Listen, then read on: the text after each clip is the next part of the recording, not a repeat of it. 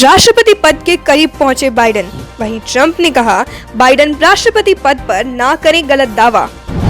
पाकिस्तान ने फिर तोड़ा संघर्ष विराम, भारतीय जवानों ने भी दिया मुंह तोड़ जवाब। रिया के भाई शौविक ने एनडीपीएस कोर्ट में दाखिल की जमानत याचिका। एनसीबी ने ड्रग्स मामले में किया था गिरफ्तार। 8वें दौर की सैन्य वार्ता में भी नहीं पिघली बर्फ। भारत और चीन के बीच अब कूटनीतिक बातचीत संभव। दिल्ली एनसीआर को नहीं मिली दम घोटू हवा से राहत, सांस लेना हुआ मुश्किल।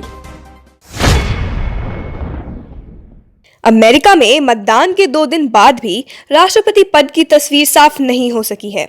मतगणना के बीच डेमोक्रेटिक उम्मीदवार बाइडेन ने 264 निर्वाचक मंडल मतों के साथ निर्णायक बढ़त बना ली है। वहीं मौजूदा राष्ट्रपति और रिपब्लिकन उम्मीदवार डोनाल्ड ट्रंप 214 मतों के साथ व्हाइट हाउस की दौड़ में पिछड़ते दिख रहे हैं।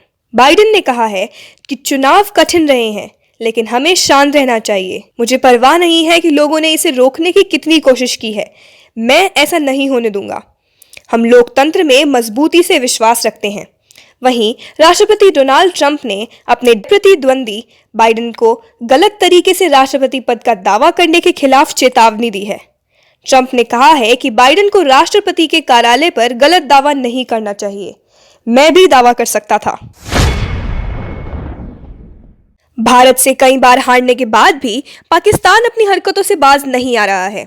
एक बार फिर पाकिस्तान ने अंतर्राष्ट्रीय सीमा पर संघर्ष विराम का उल्लंघन किया है।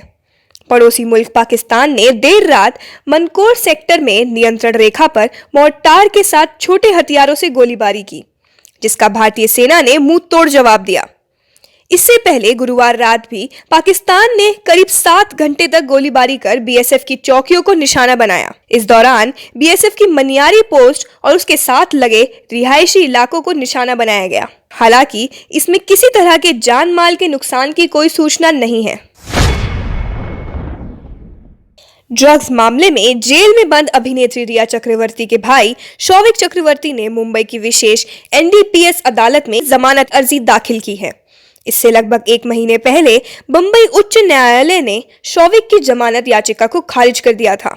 उन्हें नारकोटिक्स कंट्रोल ब्यूरो ने ड्रग्स मामले में गिरफ्तार किया था। अपनी याचिका में शौविक ने उच्चतम न्यायालय के आदेश का भी जिक्र किया है।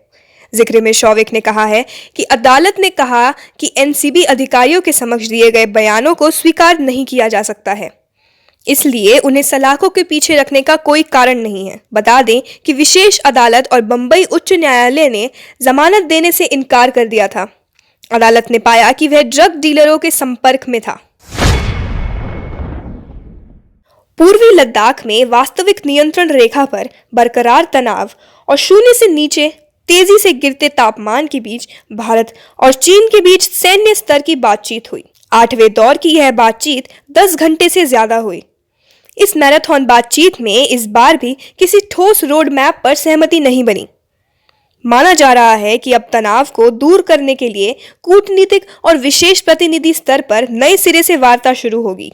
वहीं भारतीय वायुसेना प्रमुख air chief marshal RKS Bhadauria ने कहा है कि वायुसेना के आक्रामक रुख, क्षमताओं और तुरंत तैनाती के चलते चीन के खतरे को टाला। उन्होंने कहा, वायुसेना के इस मजबूत रुख ने चीन को लद्दाख में काफी हद तक दूर रखने में अहम भूमिका निभाई है।